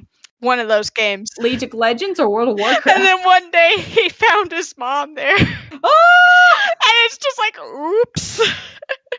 That's not good. Yeah, I always have my thoughts about ditching school, but I never wanted to do it because it's like, where could I go without a car? And the answer is not far at all. Like, from school, because I could just go into the building and then leave. But it's like, where would I go from there? Nowhere really far, because there's no library near our house. Anyway, this is a volcano! Well, first, Hip, you gotta explain this project to us. This is a volcano! That's exactly what it is, which honestly reminds me of some lab reports. It's such a great line read that they've made it into a meme. It feels like those project reports that I've been reading where they just say what it is. And I'm like, yeah, that's what it is. Okay. Yeah, that's a volcano. But apparently this volcano make Egabega look like day old Stegosaurus burger. I don't know what this whole relation Which I'm just like, is. Day old Stegosaurus burgers. I don't know what I was expecting Oogly to say there, but it wasn't Stegosaurus burger. Man, their project makes ours look like crap! Like, I know he'd never say it, but that was just what I was expecting. He said in a toad voice. But I guess it's day old meat But that's not really a saying that a kid would say. And even translating it into burgers, that's not really what a kid would say. I mean, maybe Martha wrote crap and then was like, "Oh, I can't write that. It's a kid's show," and then just made something up. Whatever. Or no, maybe she left it in, and then Phil, as he was screening over the page, was like, Went, "Swear "Oh, I word!" gotta fix that." It's like, okay, script's fine. I can sleep. We won't have those Koopalings learn a good citizen. Beep. Yes! Oh, that's not good. Oh, wouldn't it have been great if Koopa said that? Anyways, citizenship, more like citizen beep. Okay. Anyways, so then Uktar tries once again to like get back at them for making them look like total losers. Honestly, Oogly kind of sabotages himself here. Yeah. Because he doesn't know about the piranha plant, but he does fill the plant with extra fertilizer, which causes the piranha plant to get giant. So technically this was his fault. If anything, it reminds me of a lot of manhwas I've been reading. There's a certain like section of the historical or villainous side where it's less about like, I'm gonna live my own life. It can be about that, but the first like mission is usually revenge. So it's like, I'm gonna make them self-sabotage. Either revenge or I don't want to die. I'm getting out of here. I don't want to find the main person. Oh no, I found the Darn main person. Shoot. Whatever, I can still leave. Everything's fine. It's fine. No, it's fine. We'll just get a divorce. I totally won't fall in love with him. But the whole thing about self-sabotage, like being a planned thing, this wasn't a planned action though. It was so accidental. But it was, I don't know. It really is that they were doing like minor pranks to each other, and then it's the one prank that tumbled out of control. Is the fertilizer one, you would say? I'd say also the volcano, but that's not even a prank. That's just an occurrence. Well, that wasn't even, if our theory is correct, like they weren't even trying to make that a prank. They were just trying to make their project good. Who knows? Either way, because insta-fertilizer, I don't know, it doesn't make stuff grow immediately, but whatever. It makes a giant piranha plant. This piranha plant is bigger. Mama! This is bigger than Mama Fire Plant. The one that we saw in Fire Sale, it's even bigger than her. True. So weird. Anyways. Getting very little shop of horrors in here. So, Koopa walks up to the school, and he's just like, how dare my children go to receive an education that I don't want them to have? I'm not paying this tuition. It's public school. It's free. So he immediately zeroes in on Iggy. Hop. Well, that's because he's following the pipes. Therefore, he followed them to find the first person. He doesn't follow them into the presentation where Hip is. He goes straight to Hop. And he's like, you are in such big trouble, young man. They say a little set of lines that makes me feel a little sad, which is, Dad, what are you doing here? You don't belong here. And then he says, neither do you. And it's like, oh, it's a little sad, actually. But Dad, we're doing a cool project. Well, here's the thing that goes against the innocence theory, is that Hop says this is something that even you would be proud of, Dad. As in, the volcano would be involved in something bad. True. But I don't know. If we're going on the innocent angle, it's that, like, they've worked hard on this project and they just want their dad to see it and be proud of them. I guess kind of like how Kooky does. Maybe they're just trying to emulate how Kooky's always doing something smart and he's like, oh, you're such a smart kid. And they're like, we want that too. Or it could go in the opposite direction and it could be Hop going like, Dad, do you not realize that we're about to blow up the school? Game theory. Game theory. We'll never. It could really go either way, and we'll never know because Koopa sabotages the plan. Well, he pulls on Iggy, who's still holding on to the pipe lever, which causes it to spin back out of control and explode. Well, so Hip is saying at this very moment, you never know. You never know when a volcano will erupt, and then it immediately erupts. Well, because you never know. Like really right this funny. very minute, you didn't know it would happen, and then Iggy does. I will say, Iggy, Hop has quite a few good, like, reactions here. He does like 2 awoogas in a row. Like he does the first one when the volcano explodes. He's like, ah! And then he just starts shivering, and I feel Because so like bad he for him. wasn't planning this. Yeah. I don't know. I just feel so I mean, like he is sad. used to lava, but he also knows the safe lava practices, and this is not it.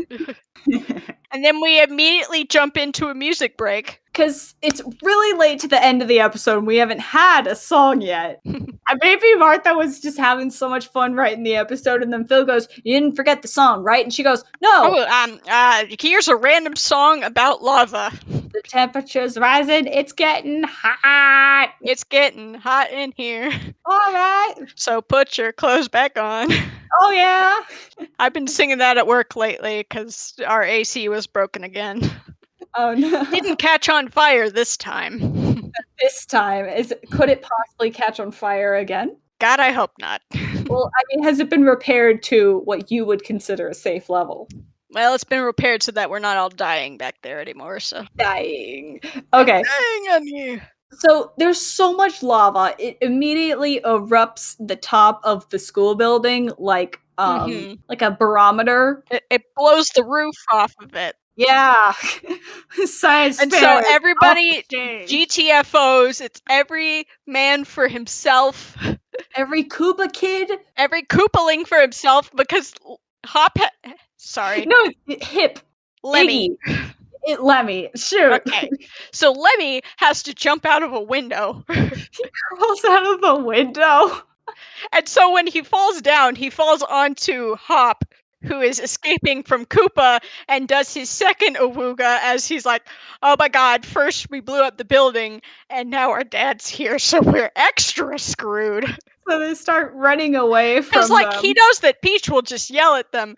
Koopa's gonna do a little more than that. He's saying it's gonna ensue some corporal punishment, or is he gonna ground them? Well, I think Koopa has the authority to ground them. Definitely. Either way. So this song just stinks. There's a lot happening. It's really random. Like, It's just very random song. There's no real beat to it. there's there's not really no- a beat. They're just singing random lines. It's like, oh, there's lava. Is Now it? here's a piranha plant.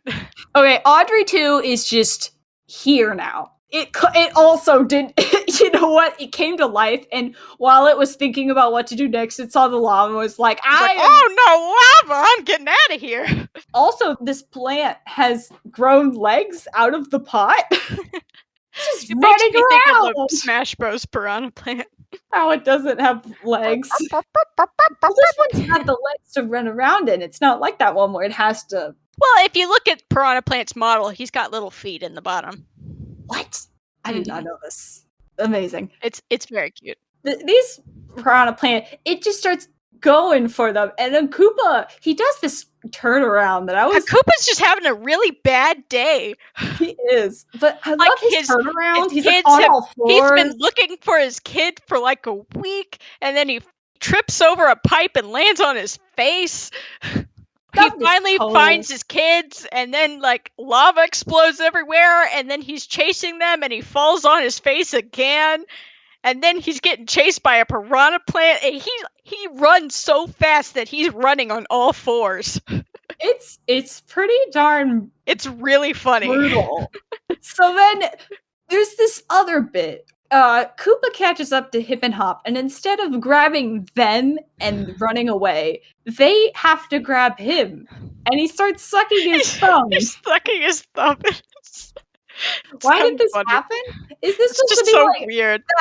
that the child in this situation is Koopa and not the children? I guess. I don't know either. So also the plant is just aiming for the Koopas, which what did they do to usually a piranha I don't plant know. wants They something. have the most meat. I feel like it was just the first thing the piranha plant saw and started going after. But I don't know, there's no real reason for the piranha plant to do this. So then it's like they're hiding behind a tree, and then the piranha plant eats the tree in 2 big bites, and then they panic again. There's a And lot of then panicking going And on. then they get immediately eaten by the piranha plant, And he turns very fat, and he's like a big round belly.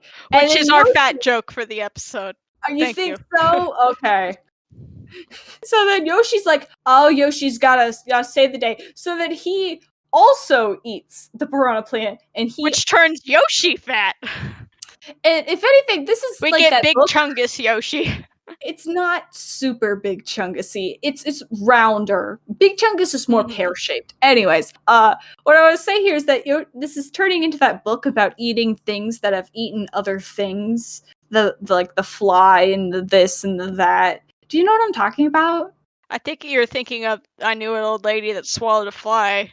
Yeah. And she like kept eating things to get rid of the fly. But I think you're thinking of like the little tiny fish, and then another fish eats it, and then another fish eats it. I was talking about the first thing, but the Okay. second thing is more applicable in this situation. Anyways, this happens, and then So- Yoshi's like, oh. The song abruptly stops here, by the way. As soon as Yoshi eats the piranha plant, the song decides to quit. Maybe the piranha plant was also a jukebox. That's what made the Agabega so cool. Agabega in the house. So Yoshi's like, uh-oh. I got a saying- funny in my tummy. He's not feeling great. So then Toadstool's like, here, Yoshi, aim into this pipe. And I guess Yoshi's stomach acid worked through the plant, but not the Koopalings. Because he can only digest insects and plants. You think that the And other things fireballs. just don't digest in his stomach? Is that how Mario survived in Mama Luigi? Now I know how a meatball feels. Yeah! That's what I'm saying. But either way, Yoshi aims into the pipe and he returns them back to to the dark world, wherever. So then Toadstool sticks her head into the pipes and goes, "Don't come back to school, boys." There's no school tomorrow, boys. And I love the response from Hip, which is, yeah. you mean it's a holiday? No, you're No. expelled permanently. And it's like, that's a little harsh. She doesn't know it was their fault. I mean, their science experiment being hooked to a fire thing. Who else? What about? I feel like she was blaming Okay, them this for doesn't that help and the with the piranha plant. racial angle of this episode, but who else would hook up a lava set? It but really a Koopa? feels like she's just blaming them because they're the Koopalings in this situation. And she saw Koopa there, and she's like, oh, obviously, this was all a plot by Koopa to sneak the Koopalings into school and ruin it for everybody. It's hard to explain. It's like they get You could see it from that angle. it was that fault, but also who else would hook up the lava? Like they're too dangerous to be in the school anymore. Mhm. Which again is not helping the racial angle of like only a Koopa would do something like this. Like that. No, don't teach that. That's absolutely ludicrous. Anyway, Mario Anywho. has a great line here. Oh, what is it? So it's that the lava is about to hit the city. And so they're the like, city's toast. The city is city's toast. absolutely toast. look, no matter what Mario and Luigi do here, the city's just toast. But they Yeah. decide to fix it anyway. So they take a pipe, Oh, that's right. they block up the pipe. It's no problemo for the Mario brothers. So also that they immediately pull out the wrenches and they're like, we're ready. Yeah, this is judging. Who's here for judging? We were here to do plumbing. They block up the pipe, which immediately like bowls Causes over because of all the lava. Mhm. And so like they pull it backwards back into where it came from, and Mario's like, I'll be right back. And so he goes into the pipe and he has to like pull in the bulge. No, I'm talking about the I know. double part. The looped So then he area. jumps out, and Peach is like, hey Mario, what's up? He's like, oh, you know, just a little bed warming for Papa Koopa. Papa Koopa! Papa Koopa. I think this is the first time he's ever said something like that. I don't get the joke. I feel like it was a reference to something, but Papa Koopa. it could go so many places with it. It's really funny. He's their dad. I don't know. Alright, I've got a new theory. He went to that's bed with lava. no. No. It's that in Dark World, time passes much slower than it does in the real world. You So think in the so? real world, Mario went in the pipe, and then like 3 seconds later, he was right out of the pipe. But Mario took like time to set it up and stuff in Dark World, and then when he came out, not much time had passed. Perhaps so. Because it That's would really also help weird. explain why Koopa was searching for them for so long, is because it would have taken him relatively longer. It would take one much dinosaur world week to search for them when it was only a few hours in Dark World. Maybe the Neon Disco Palace is in the future. Maybe? I don't know, man. Just too much. Whatever. It's time to end this episode. I'll send you to school. Gladly. No, so the floor is literally lava now. I love how we get make a lava. we get the return of Koopa's pink bed. Oh yeah, that coral cover. That's great. So He's like, hip hop, save me! automatically assumes that this lava problem can be saved by his 2 tiny kids, and that he'll even bargain with them and send them to school. They set the lava on him as revenge. Is that what I don't know, this episode just kind of ends. This episode has a lot of assumptions, and then it feels like there should be some sort of moral, but they just end the episode with a haha, I want to get rid of my kids by sending them to school joke. And it's just like, what? A laughing moment to it. He just says gladly, and it stops. It's God, I don't know. This is such a weird episode. It's a weird racially tinged episode that doesn't go anywhere. It was not up to 2022 standards. This episode was. Well, we're done. This is over. And now we gotta do the hardest part of the episode, which is deciding which one of these turd characters is gonna be our MVP. Okay, so I'm choosing between Toadstool, Hip and Hop. Because it really is depending on how much you're seeing from Hip and Hop's angle, if they're innocent or if they're malicious. Are they supposed to be like innocent little kids, or are they creepy like siblings who stand in the hallway and torture you for fun?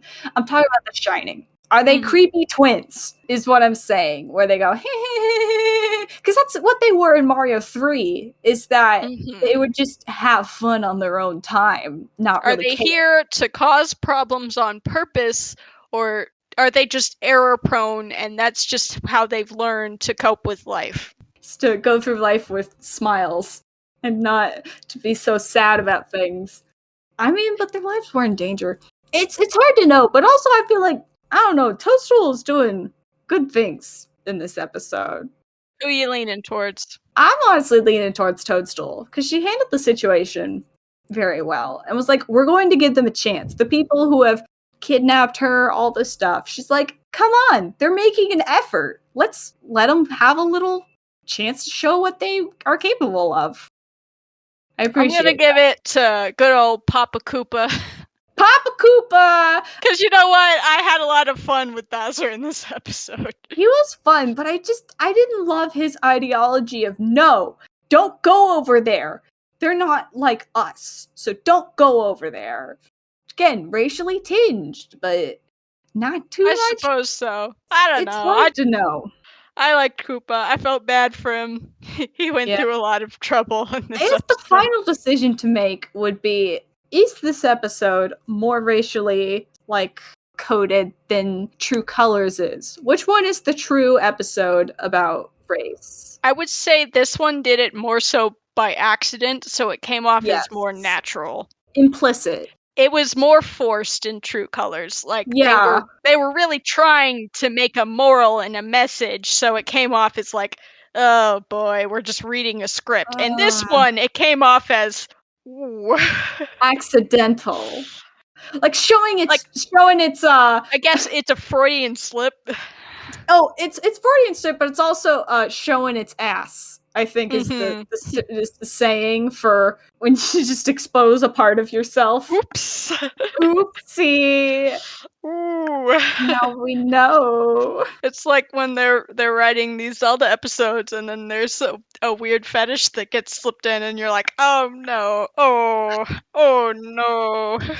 I don't think Bob Forward said that's what it was. A lot of what Bob Forward said was what was put in Zelda was just whatever was popular at the time. I guess that's true. Buck Rogers I was know. a big inspiration. I guess I just for mean it. like in some cartoons back then, where it's like sometimes a weird thing would slip into an episode. I'd be like, ah. Are you talking about like iCarly and the Feet, or are you saying more like the way they talk about things? I was thinking about I've been watching Burst Bark a bit, and like weird furry episodes. Watching what? Say Bark. Oh, okay. I said Bersher Bark, and I'm like, I don't know that TV show. And he was talking about like weird furry references and shows. That's just like, did they mean for that to happen, or did it just happen? I mean, when I think of when you think of furry shows, what is the first thing that comes to mind? Sonic. Really? I almost think of My Little Pony first. True. But the other one that comes to mind is that Alfred Hedgehog show. The Serious Mysterious one. It was on Kubo. Yeah, stuff like that, and like Franklin the Turtle or Little Franklin's Bear. a little Those less are more so. innocent, I think. I don't know. Alfred the Hedgehog.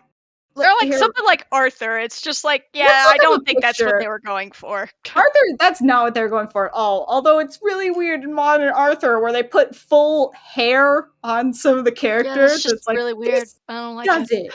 it feel okay? I'm gonna look it up. Hedgehog. All right, how long are we telling you, recording? This is It the was longest on episode Kubo. ever. I was hoping to take a walk, but it's getting dark. It is. The bad is mine.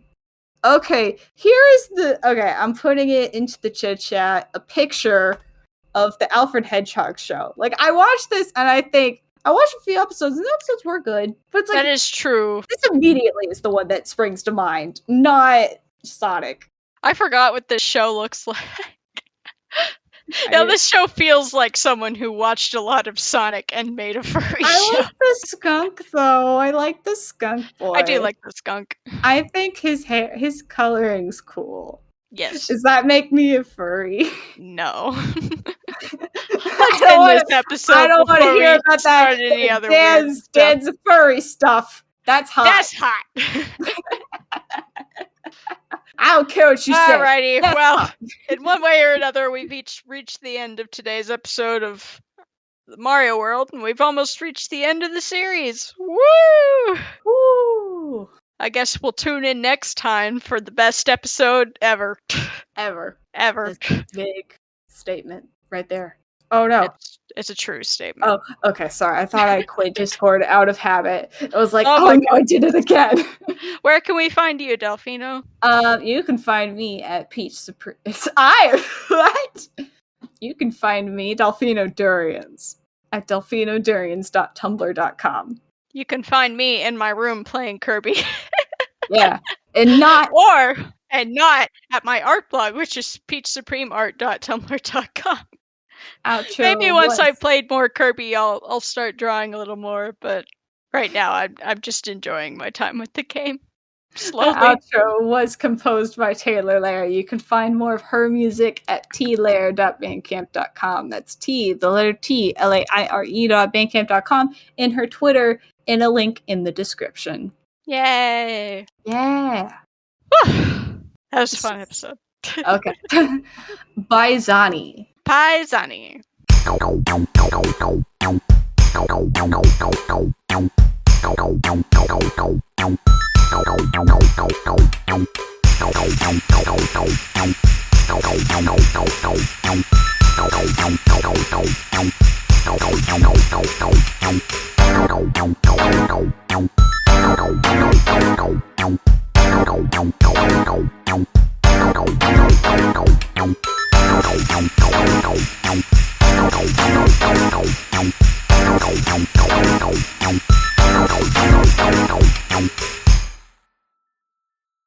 Hip, You want to explain your project for the judges? This is a volcano! You can never predict exactly when a volcano is going to erupt!